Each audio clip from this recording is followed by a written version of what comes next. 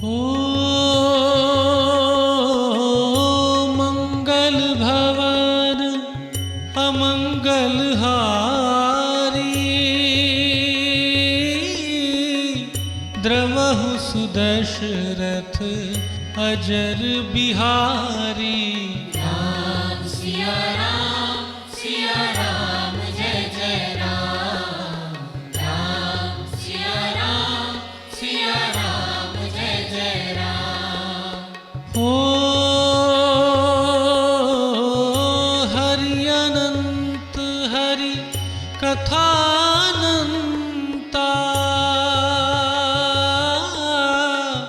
कहहि सुनहि बहु विधि सब संता। राम सिया राम जय जय राम। राम सिया राम जय जय राम।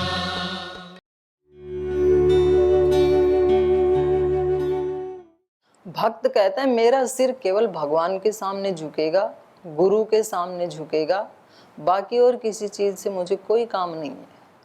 आकर्षणों से, कामनाओं से, प्रमाद से, आलस्य से, विश्राम से, इनके सामने मैं झुक नहीं सकता हूँ। किसी भी वीर को देख लो, महाराणा प्रताप कभी झुक नहीं सकते। उनको कितनी ऑफर दी अकबर ने, महारानी लक्ष्मीबाई को कितनी ऑफर दी अंग्रेजों ने, आप रानी की तरह रहो ना आराम से। अगर उनको शरीर के सुख प्रिय होते तो क्या जरूरत थी इतना झगड़ा मोल लेने की। वो झुकते नहीं है कभी, शरीर के सुखों को ऊपर नहीं रखते हैं। जो महापुरुष होते हैं वो अपने लक्ष्य को ऊपर रखते हैं, अपने एक बड़े रंग को ऊपर रखते हैं कि मैं केवल इससे रंगा जाऊंगा। तो भक्त प्रहलाद भक्ति से रंगे हुए हैं, ईश्वर के प्रति समर्पण से रंगे हुए हैं। इसलिए उस चीज को हटाने के लिए यदि सगी बाप भी मना करे तो उसकी भी नहीं मानेंगे, अपने बाप की भी नहीं मानी उन्होंने। सब तरफ उनको वही दिखाई दे रहा है। और फिर ये जो एक दृढ़ विश्वास है, ये जो एक समर्पण का भाव, ये तपस्या का भाव है, उसके लिए लंबा इंतजार करना पड़ता है, लड़ाई लड़नी पड़ती है। सत्य अपने आप कभी नहीं जीतता है, सत्य को जिताना पड़ता है। लेकिन ये सच है, कितना भी बड़ा किसी को कोई रोग क्यों ना हो, लेकिन विजय तो योग की ही होती है, पर उतना योग करना पड़ेगा। कैंसर जैसे रोग भी योग से ठीक किए जाते हैं और किए हैं लोगों ने। लेकिन उन्होंने कितने कितने, ये बहन बैठी हमारे सामने देखो, माता, ये तो मिल ही गई, चलो मेरे को कहती ही, जीवनमाला जी 2 बार कैंसर को पराजित कर दिया इन्होंने। पहले एक बार हुआ था, फिर वहीं उसको पराजित करके आई, फिर यहाँ आकर के थोड़ा योग प्राणायाम कम कर दिया और यहाँ सेवा में ज़्यादा बल दिया, फिर उसके वो बढ़ गए वायरस, फिर पराजित कर दिया। लेकिन करना कितनी देर पड़ता है, कितनी देर करती थी माता योग, जो मतलब सोए सोए करती ही रहती हैं। ये तो रूटीन हो गई। और जब बीमार थी, जब हॉस्पिटल में लेटे लेटे भी बैठी। ऐसे एक बहन तो ये यही मिल गई सौभाग्य से। चलो आज कितने लोग हैं। तो विजय तो योग की ही होती है, लेकिन उस विजय को करवाना पड़ता है। अपने आप नहीं होगा कि भाई योग का कार्यक्रम देख लो स्वामी जी का तो उससे विजय हो जाएगी। भाई इतना सुनते हैं योग के बारे में तो विजय हो ही जाएगी ना। सुनने से नहीं होगी। रामायण सुनते हैं इससे तो उद्धार हो ही जाएगा, बिल्कुल भी नहीं होगा। पढ़ने से भी नहीं होगा, सुनने से भी नहीं होगा, करना पड़ेगा। पर जिसने आज तक एक सिंगल उदाहरण भी ऐसा नहीं है, सिंगल भी, कि किसी व्यक्ति ने प्रयास किया हो और वो असफल हुआ हो। भाई किसी ने प्रयास किया ही नहीं वो तो फिर अलग बात है। अब जिसने आवश्यकता थी 1 घंटा कपालभाति करने की, किया हो 1-2 मिनट, तो फिर किया कहाँ उसने। कितने भी कोटि कोटि ऋषि मुनि भक्त इस राह पर चले और जिन्होंने जितना करना आवश्यक था उतना किया, उन सब को उपलब्धि हुई। तो ये होली का उत्सव है विजय हमेशा प्रहलाद की ही होती है, सत्य की होती है, सात्विकता की ही होती है। कितना भी जिंदगी भर जिन लोगों ने हिरण्यकश्यप वाली उस भौतिकता को सामने रखा, बोले क्या ये योग आदि सब, ये हम नहीं मानते इनको, क्या ये बाबा बाबा, उनको भी फिर आखिर में उसी की शरण में आना पड़ा। अमेरिका जैसा इतना बापू देश, लेकिन आखिर में उसको भी आयुर्वेद प्राणायाम इसी की शरण में आना पड़ा। अहंकार में कितने लोगों की जान चली गई।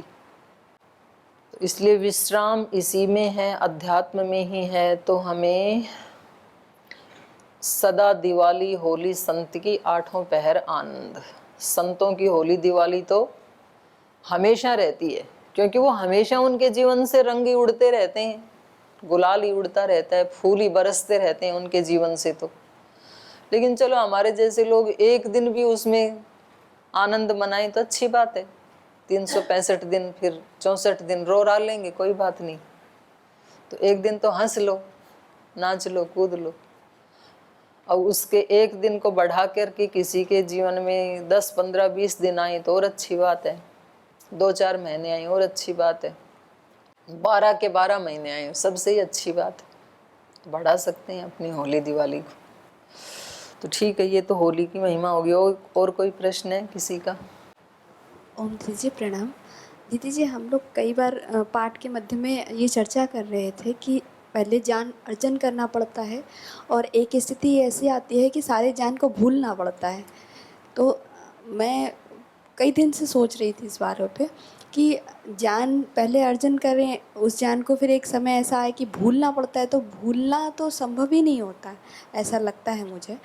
कि ऐसा हो सकता है कि करते करते अभ्यास इतना अपने अंदर कंट्रोल आ जाए कि जिस ज्ञान की आवश्यकता हो तो वो ज्ञान उपस्थित हो जाए, और जब ज्ञान की आवश्यकता ना हो तो मस्तिष्क बिल्कुल, आवश्यकता है ही नहीं ना, जिसने छोड़ दिया उसको आवश्यकता ही नहीं है, तो वो पूरा डिलीट करना पड़ेगा। और क्या डिलीट थोड़ी, वो तो इंस्ट्रूमेंट ही डिलीट कर देता है ना योगी। तो अपने कारण में चला जाता है। चित्त जिसमें ज्ञान रहता है वो चित्त ही नहीं चाहिए उसको। जीते जी चित्त चला जाएगा तो फिर शरीर कैसे चलेगा?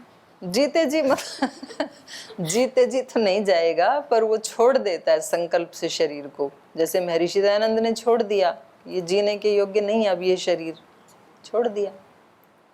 जब तक वो जो बात मैं कह रही हूँ कि वहां पर ये जो अर्जित किया उसको भी छोड़ना पड़ता है, वो बात मैं समाधि अवस्था की कह रही हूँ, विवेक अवस्था की कह रही हूँ। तो वहां जरूरत ही नहीं है ना इसकी, वहां तक जाने के लिए इसकी जरूरत है।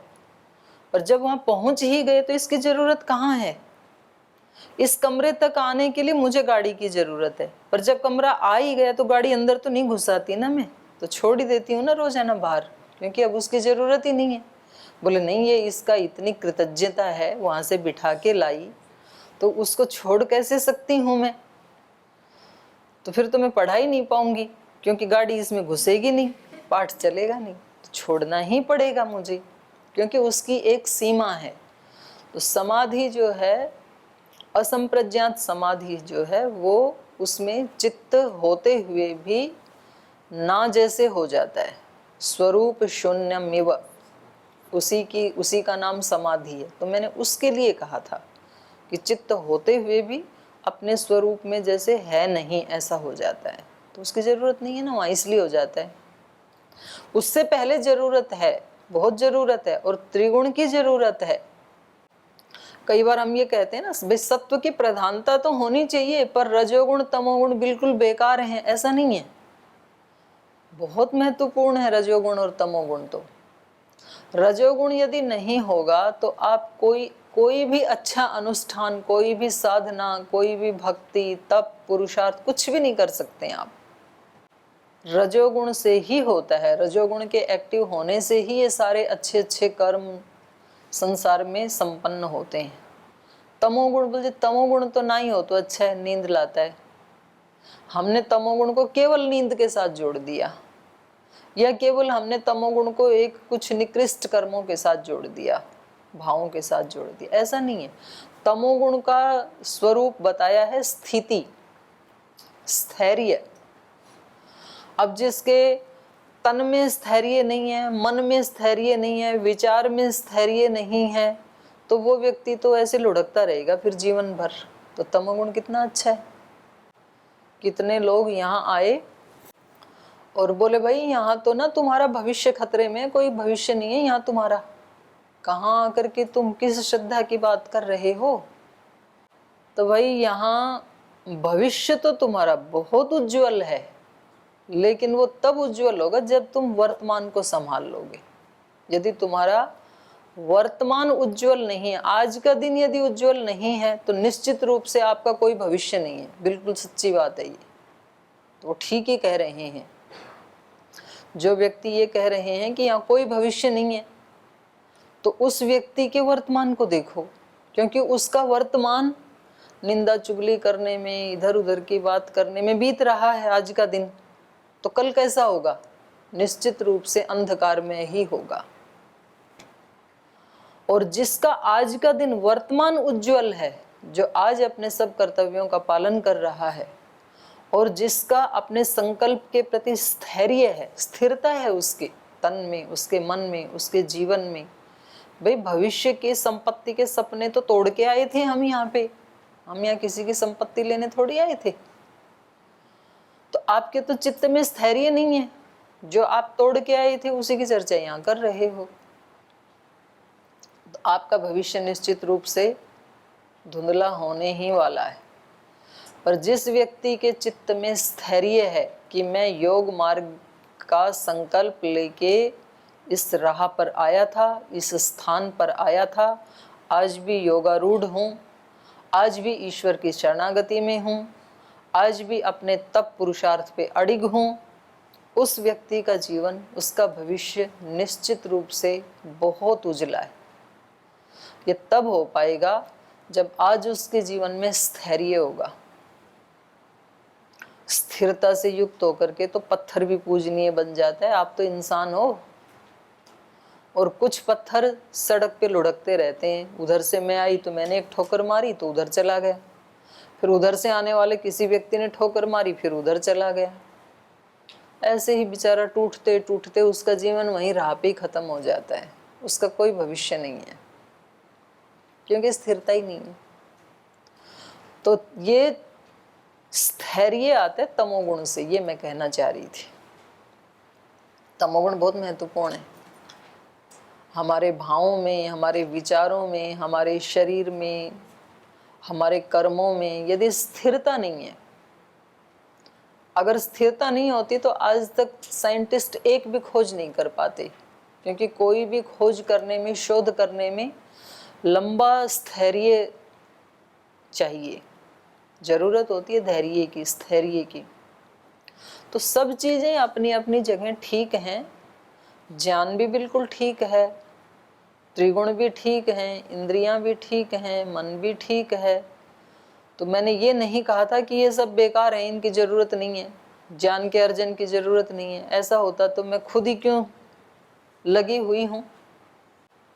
50 साल तो हो गए, और अभी भी मैं सोचूं कि जब तक मैं जीऊंगी तब तक अंतिम क्षण तक जितना सीखा जाए वो सीखने की कोशिश करूंगी।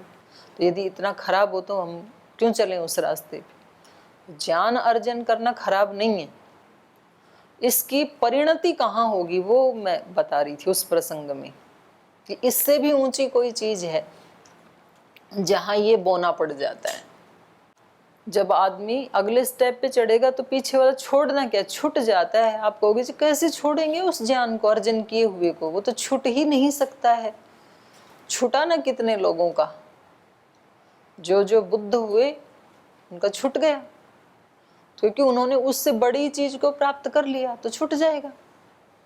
तो इसलिए इस चक्कर में ना पड़ो कि जी ये तो फिर मतलब रस्साकस्सी मन में चल गई कि फिर इसको अर्जन कर रहे हैं, फिर छोड़ना पड़ेगा, तो फिर क्यों अर्जन ही क्यों करें।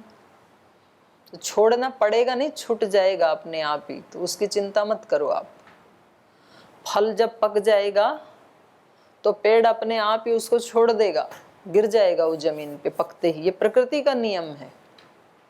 किसी भी बेल पे, किसी भी वृक्ष पे कोई भी फल पकेगा, प्रकृति उसको पकड़ती नहीं है, छोड़ देती है।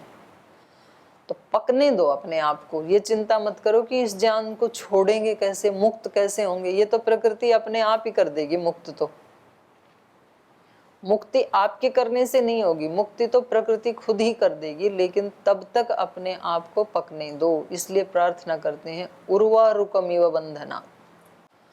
उर्वारुक में होता है ना बिल्कुल ऐसे अलग। मैंने तो देखा अपनी आंखों से, आप लोगों ने कभी खेत में गए हो देखा तो पता नहीं, खरबूजा बेल बिल्कुल पास पास ही लगा ही हुआ है ना, वो तो नीचे भी नहीं गिरना उसको। चलो उसके लिए, आम के लिए तो ये कहते हैं जी उसमें वजन हो गया था और वो जो पकड़ थी वो थोड़ी कमजोर हो गई, तो इसलिए वो नीचे गिर गया भार के कारण, गुरुत्व के कारण। लेकिन खरबूजा तो जमीन पे ही रखा है और बिल्कुल बेल के साथ ऐसे जुड़ा हुआ है, तो यहाँ तो कोई भार भी नहीं था। लेकिन जब आप रात को छोड़ के आए तो जुड़ा हुआ था, सुबह जाके देखा तो बेल अलग है, खरबूजा अलग है। तो ये कैसे हुआ? क्योंकि वो पूर्ण रूप से पक चुका था, तो वो अपने आप ही छोड़ देती है उसको। तो जो कुछ हमारे लिए आवश्यक नहीं है वो अपने आप ही छूट जाता है जब हमारी समझ बढ़ जाती है। तो उसकी ज़्यादा चिंता मत करो। जी बोलिए। ओम प्रणाम दीदी जी।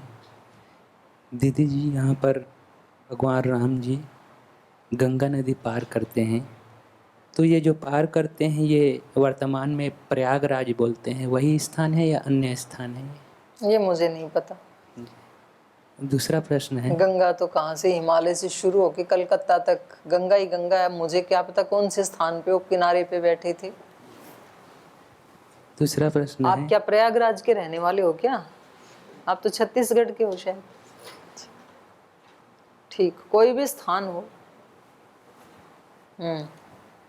दूसरा प्रश्न है, समाज शब्द है, तो ये समाज शब्द का क्या अर्थ है? किसका? समाज। समाज? समाज का अर्थ तो समाज ही है। उसका अर्थ क्या है?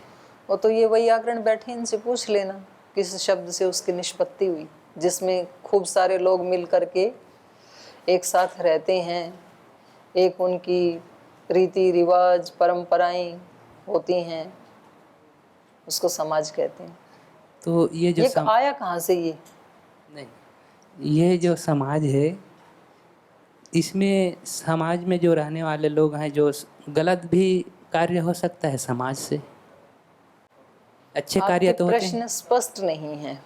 सामाजिक जो लोग होते हैं, मतलब समाज में रहने वाले जो सामाजिक कार्य हैं, वो गलत भी हो सकते हैं या फिर सही ही होते हैं। आप भी तो एक समाज में रहते हो, तो आप ही बताओ कि यहाँ कुछ गलत भी आप कर देते हो कि सब कुछ ठीक ही ठीक करते हो? व्यक्तिगत ये भी एक समाज ही है जिसमें आप रह रहे हो। तो आप बताओ कि आपके जीवन में कभी कुछ गलत भी हो जाता है कि सब ठीक ही ठीक होता है? व्यक्तिगत तो गलत हो सकता है, लेकिन सामाजिक के बारे में पता नहीं। आप अपना ही बताओ, आप समाज का एक पार्ट हो। आप जैसे अनेक पार्ट इकट्ठे होके ये सब, तो ये समाज बन गया। तो मैं एक पार्ट की ही बात कर रही हूँ, एक अवयव की ही। तो समाज का एक अवयव आप हैं, तो इस अवयव से कभी कोई भूल हो जाती है कि नहीं होती? होती है। तो फिर एक से होती है तो सभी अवयवों से भी हो सकती है। ठीक है, और कोई प्रश्न? उधर दे दो। ओम प्रणाम। जैसे बाहर देखा जाता है कि बड़ा भाई छोटे भाई का ख्याल रखता है, तो इसमें भगवान श्री राम तो सोते हैं और लक्ष्मण जी उनकी सेवा कर। हाँ, तो इसके तो अब वो इतने ज़्यादा छोटे नहीं हैं कि श्री राम को संभालना पड़े। जैसे एक स्थिति होती है जब माँ अपने बच्चे को संभालती है, उसको खिलाती भी है, पिलाती है, नहलाती है, कपड़े पहनाती है, वो बिस्तर गीला कर दे तो उसको सूखे में सुला के खुद गीले में सोती है, तो उसकी सब ख्याल रखती है ना। और एक टाइम ऐसा आता है कि बच्चा इतना बड़ा हो गया और माँ असमर्थ हो गई, तो बेटा जो है वो माँ को अपने हाथों से नहलाता है, अपने हाथ से खाना खिलाता है, अपने हाथों से उठा करके इधर से इधर बिठाता है। तो परिस्थितियाँ अलग अलग बदलती रहती हैं। तो ये लक्ष्मण जी जो हैं वो अभी इतने ज़्यादा छोटे बच्चे नहीं हैं कि राम उसका इतना ख्याल रखें। तो फिर आप कहोगे कि श्री राम भी तो इतने छोटे बच्चे नहीं हैं। तो ये फिर एक श्रद्धा का भाव हो जाता है। जब हम समर्थ हो जाते हैं तो आप राम लक्ष्मण की तो बात छोड़िए, हमारे जैसे भी जो सामान्य व्यक्ति होते हैं तो वो अपने बड़ों के सामने, जैसे मानो एक ही कुर्सी है और स्वामी जी भी हैं और आप भी हैं, दो ही हैं जंगल में, तो स्वामी जी कहेंगे कि बेटा तू बैठ जा कुर्सी पे, तो फिर आप बैठ जाओगे कि स्वामी जी को बिठाओगे? आप नीचे बैठोगे। तो वो एक श्रद्धा का भाव होता है। तो बस इस तरह का भाव है लक्ष्मण का। बाकी प्रीति तो दोनों की बराबर ही है, वो भी छोटे के प्रति उतने ही प्रीति से युक्त हैं, वो श्रद्धा से युक्त हैं। जी ओम जी, वो माता जी प्रणाम जी। मेरा प्रश्न ये है कि मैंने कहीं पर पढ़ा था कि गुरु की कृपा 4 प्रकार से प्राप्त होती है। गुरु की कृपा? कृपा जी 4 प्रकार से प्राप्त होती है, मैंने कहीं भी पढ़ा था, पर मेरे को पढ़ के तृप्ति नहीं हुआ। आपका वाणी से मैं सुनना चाहता हूँ। तो अब मेरे को बताओगे तब तो मैं आगे कुछ बताऊं कि 4 प्रकार से होती है, तो कौन से 4 प्रकार हैं? बताता हूँ अभी। स्मरण से, दृष्टि से, स्पर्श से, और एक तो याद नहीं है।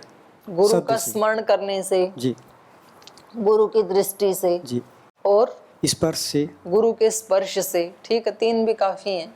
और एक था, कोई नहीं, 3 ही बहुत हैं, चौथा कल ढूंढ लेना, कोई बात। शब्द से। शब्द से जी, तो बिल्कुल ठीक बात है। ये जो आपने पढ़ा है वो सत्य है। तो पहले आपने कहा कि गुरु की दृष्टि से, जी, दृष्टि से, स्मरण से, स्मरण से, दृष्टि से, स्पर्श से, केवल पहले स्मरण से भी गुरु की कृपा हो जाती है। तो ये जो है इसमें चाइना या पता नहीं कौन से देश में एक परंपरा है कि जिस दिशा में गुरु रहता है उस दिशा में शिष्य सुबह से शाम तक 5000 बार प्रणाम करेगा। ये परंपरा है वहाँ पे 5000। जैसे आप यहाँ बैठे हैं तो गुरु आपके कौन सी दिशा में रहते हैं? उत्तर दिशा में। योगग्राम उत्तर में ही है आपसे, जिस भी दिशा में है कोई उसका झगड़ा नहीं है, पूर्व पश्चिम उत्तर दक्षिण। और गुरु अपने काम में लगा है, उनको कुछ पता भी नहीं है, और शिष्य यहाँ रह रहा है पतंजलि योगपीठ में, पर ये उसके लिए ये नियम है कि वो सुबह से शाम तक 5000 बार उस दिशा में प्रणाम करेगा। तो 5000 बार जब कोई भाव मन में आएगा तो उसका संस्कार तो बनेगा ना। तो 5000 बार कम से कम वो अपने गुरु को स्मरण करेगा, और ऐसा करते करते करते करते करते उसको गुरु की कृपा मिलेगी ही मिलेगी। तो एक तो गुरु के स्मरण से उसकी कृपा मिल जाती है। दूसरा है फिर गुरु की दृष्टि से। तो दृष्टि का मतलब वहां केवल चक्षु से जो रश्मि निकल रही वो ही दृष्टि नहीं। दृष्टि का मतलब है कि उसके जो भाव हैं, विचार हैं, संकल्प हैं, कहते हैं ना भाई इसकी तो बहुत ऊंची दृष्टि है। तो ऊंची दृष्टि का मतलब क्या होता है वहां पर कि कुछ बड़े बड़े काम करना चाहता है, वो छोटे छोटे काम नहीं करना चाहता है। तो गुरु की दृष्टि यदि शिष्य के पास आ गई तो कृपा हो ही गई अपने आप ही। अब श्रद्धेय स्वामी जी महाराज की दृष्टि क्या है? अपनी शिक्षा व्यवस्था हो, अपनी ही चिकित्सा व्यवस्था हो, ऋषियों की अपनी न्याय व्यवस्था हो, सब स्वदेशी व्यवस्था हो, ये दृष्टि यदि आपके पास आ गई तो आपको तो कृपा मिल ही गई। फिर गुरु की दृष्टि, तो उससे भी गुरु की कृपा मिलती है। तीसरा है गुरु का स्पर्श। तो जैसे स्वामी विवेकानंद जी को मिल गई थी, तो वो जो इस प्रकार के जो वाइब्रेशंस हैं, जो आत्मिक शक्ति है, तो उसका फिर वो एक स्थूल सेल तक भी वो अभिव्यक्त हो जाती है, वहां तक भी, बाहर तक भी आती है वो शक्ति।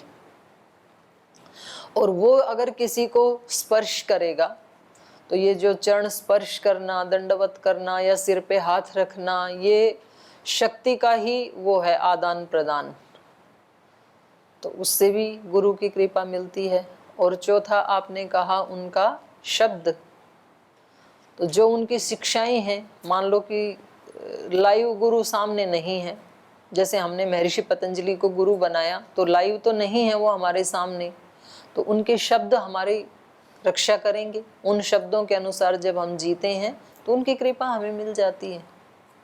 तो ये 4 प्रकार हैं गुरु की कृपा को प्राप्त करने के। ठीक है। तो चलो आज समय हो गया, 1 ही मिनट बची है अभी तो और कोई एक आध प्रश्न किसी का है तो पूछ लो, बोलो। रामायण कल पढ़ेंगे फिर। ओ माता जी, वास्तव में सुख किसको कहा जाता है? इसे पाने के लिए हमें कैसी पात्रता योग्यता बनानी पड़ेगी? सुख उसको कहा जाता है कि जो एक शाश्वत सुख, जो एक बार आके जाता नहीं है। बाकी के जो सुख हैं वो थोड़ी देर के लिए तो अच्छे लगते हैं और फिर थोड़ी देर के बाद वो चले जाते हैं, या ना भी जाएं तो फिर वो थोड़ी देर के बाद अच्छे नहीं लगते हैं। अभी आपको चाव है कि गुजिया मिलेगी, कि गुलाब जामुन मिलेगा, कि इमरती जलेबी, क्या मिलेगा, पर यदि आपको 15 दिन तक लगातार वही खिलाएं, कोई सब्जी रोटी कुछ नहीं, तो आप उससे परेशान हो जाओगे। तो ये ऐसे सुख हैं, शाश्वत नहीं है ये सुख। और एक ऐसा सुख है जो अपनी ही आत्मा का है, या अपनी ही आत्मा में बैठे परमात्मा का है, या सेवा का है, जो अपने आप से निकलता है, जिसमें दूसरे की कोई डिपेंडेंसी नहीं होती है। तो उस सुख को कहा है शाश्वत सुख। और मिले कैसे, वो तरीके खुद ढूंढने पड़ते हैं। हर व्यक्ति के अलग अलग तरीके हैं। जितने यहाँ आप लोग बैठे हैं उतने ही तरीके हैं। बेस तो ऋषियों ने बता दिया, अष्टांग योग, अहिंसा, सत्य आदि, वो तो सबको करना पड़ेगा।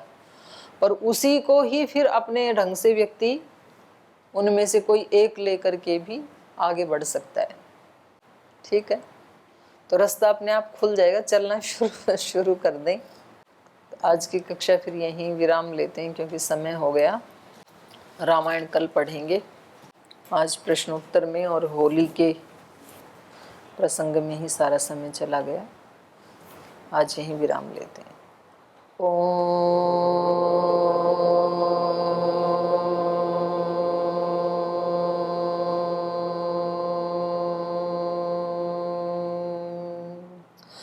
शांति शांति शांति ही। श्री गुरुभ्यो नमः। हरि के नाते से सब नाते, इससे सभी सुहाते। हरि के नाते से सब नाते, इससे सभी सुहाते। किससे वैर करेंगे प्यारे, विविध रूप धर आते। किससे वैर करेंगे प्यारे, विविध रूप धर आते। स्वार्थ बिना जो सबकी सेवा, करते नहीं आघाते। स्वार्थ बिना जो सबकी सेवा, करते नहीं आघाते। पर दुख दुखी सुखी पर सुख में, वो जन हरि को भाते। पर दुख दुखी सुखी पर सुख में, वो जन हरि को भाते। हरि के नाते से सब नाते, इससे सभी सुहाते। किससे वैर करेंगे प्यारे, विविध रूप धर आते। विविध रूप धर आते। विविध रूप धर